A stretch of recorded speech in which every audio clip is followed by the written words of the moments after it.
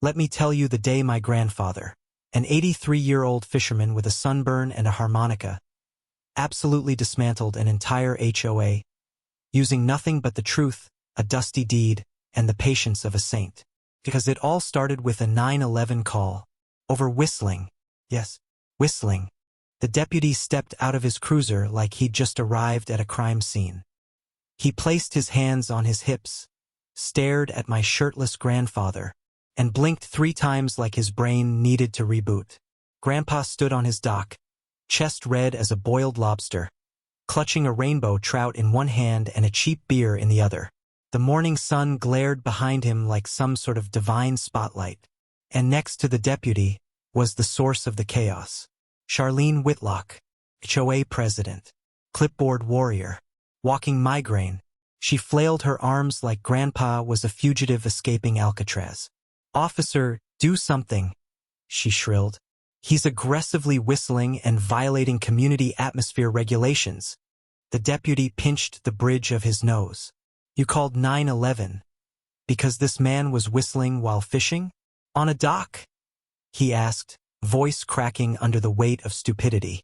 Grandpa grinned, the kind of grin only an old man who's seen too much and cares too little can pull off. "Actually, son," he said, taking a sip of his beer, "it's not just my dock. I own the whole damn shoreline." The deputy's sunglasses slid off his face. Charlene's jaw dropped so low I swear I heard a thud. And that was just the opening act. "I'm Trevor Hanley, graphic designer, guy who forgets what day it is. I come out to my grandfather's cabin whenever life feels too loud. But Grandpa, he remembers everything. Every fishing hole, every sunrise, every inch of the land he's owned since 1973. He built his cabin on Cedar Crest Bluff back when the woods were wild, the lake was silent, and HOAs weren't lurking like predators in pressed khakis. Today they call it Summer Haven Shores, luxury lakeside living for refined homeowners, which apparently means no wind chimes over 12 inches, no outdoor furniture unless it's earth tone, no decorative flags unless pre-approved, no joy, no personality, and absolutely no shirtless seniors. Charlene loved the rulebook like it was holy scripture. Grandpa loved ignoring her like it was his exercise routine. The first letter she ever sent him, he used it to wrap fish guts. That set the tone. Charlene treated Grandpa like a personal project gone wrong. She cited his dock. She cited his canoe. She cited his wind chimes, handmade by my late grandmother. She even cited his bird feeders, accusing him of attracting unregulated wildlife. Then came the harmonica incident. One calm sunset, Grandpa played Amazing Grace. Soft, beautiful, the kind of moment you take a picture of. Charlene filed a formal complaint. Audible personal instrument disturbance. Grandpa framed that letter. But the worst, her nuclear option, was the attempt to shut down his annual 4th of July fish fry. A tradition older than Charlene herself. The health inspector showed up, ate 3 plates, told Charlene to relax, and asked Grandpa for the recipe. Grandpa laughed for a week straight, but the war didn't peak until the Saturday I came to visit. I was sipping coffee on the porch when 2 HOA volunteers strutted down the hill toward Grandpa's dock. Matching polo shirts, clipboards, a sign that read, "Property of Summer Haven Shores HOA, by order of the board." They carried a heavy steel chain like they were about to repossess a yacht. "Morning, gentlemen," Grandpa said. "You boys lost? The community pool's half a mile that way." The taller one puffed his chest.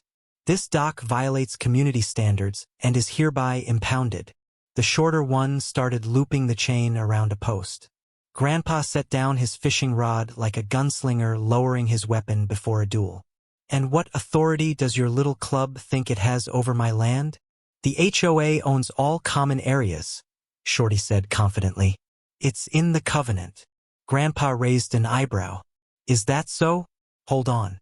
Let me call my lawyer." He scrolled his phone. "Haven't talked to Patterson in a while. He'll get a kick out of this." The volunteers exchanged glances. I sipped my coffee, trying not to laugh. Because what the HOA didn't know, what no one bothered to check, was the bombshell Grandpa had kept quiet for over. Back in 1981, the lodge on the east side of the lake went bankrupt. Grandpa bought the entire eastern shoreline. Every inch. Dock 12 to the northern cove. The walking paths. The benches with Summer Haven Shores plaques. The kayak racks, the meditation garden, the pergola with Bluetooth speakers. All sitting on Walter Hanley's private property. He never told the HOA. He didn't care. Until Charlene came after his dock. Then he cared a lot. When Charlene called 911 that morning over aggressive paddling, Grandpa finally pulled the pin.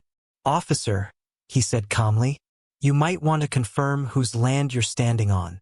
Out came Grandpa's phone again. "I've got my surveyor on speed dial, and Judge Harlan owes me a favor from when I fixed his boat engine."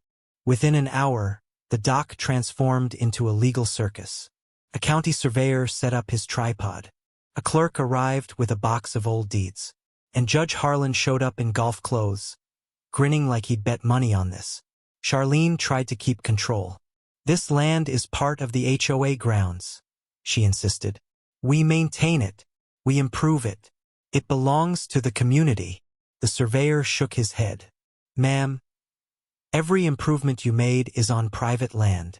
Judge Harlan raised an eyebrow. "And HOA dues were used to fund those improvements?" Charlene faltered. "Yes, but that," he said, "is misappropriation of funds." The deputy added quietly, "and possibly fraud." Charlene dropped her binder. Papers exploded everywhere like regret confetti. By Monday, demolition crews were dismantling. 3 gazebos, the pickleball court, the meditation garden, the pergola with the LED lights, the HOA benches, the walking path, the kayak racks, all of it, gone. Charlene watched from the road with binoculars, muttering like a cartoon villain. Grandpa didn't celebrate loudly. He never does. He just cracked open a beer, sat on his dock, and watched justice happen plank by plank. But he wasn't done. Not even close. 2 weeks later, Grandpa made a move that destroyed whatever hope Charlene had left. He leased the entire shoreline to the Cedar Crest Fishing Club, a large, loud group of retirees who treat fishing like religion. Within days, cleaning stations went up. A small boat launch was built. A giant wooden sign appeared. "Private shoreline, members only." The club enforced the rules like friendly bouncers. "Sorry, ma'am, this is private property," they'd say, grilling brats. "We're having a tournament today." Charlene tried everything. Claimed adverse possession. Claimed environmental impact. Claimed Grandpa was running a criminal fishing ring. Then she made a PowerPoint titled, "Weaponized Waterfronts and the Collapse of Community Values." The city attorney shut her down in 5 minutes. "Mrs. Whitlock, he's allowed to lease his own land. But you might want to talk to a lawyer." When the local news picked up the story, it went viral overnight. Headlines read, "HOA President calls cops on elderly fishermen. Gets schooled in property law." One clip showed Charlene shouting, "HOA Lives Matter," while being gently escorted off the dock by Deputy Morrison. People made memes. People made remix videos. Grandpa became a folk hero. Then the audit finished. $70,000 of HOA funds, spent illegally, on Grandpa's land. The district attorney charged Charlene with misappropriation and fraud. At her trial, her own binder, her pride and joy, was used as evidence against her. She was found guilty. The judge read her sentence. 2 years probation and $45,000 restitution. Her knees buckled. $45,000. That's my entire retirement. The judge didn't even look up. Should have thought about that before spending other people's money. When it was all over, Grandpa and I sat on his dock at sunset. Calm water, soft breeze, his harmonica resting on his lap. He took a long breath. "Your grandma would have loved this," he said quietly. "She always said this lake would outlast every fool who tried to boss it around." He didn't whistle, didn't play a tune, just looked out at the water, his water, and smiled like a man finally at peace. And in that moment I saw it, Not victory, not revenge. Just an old fisherman, protecting the one place in the world that still felt like home.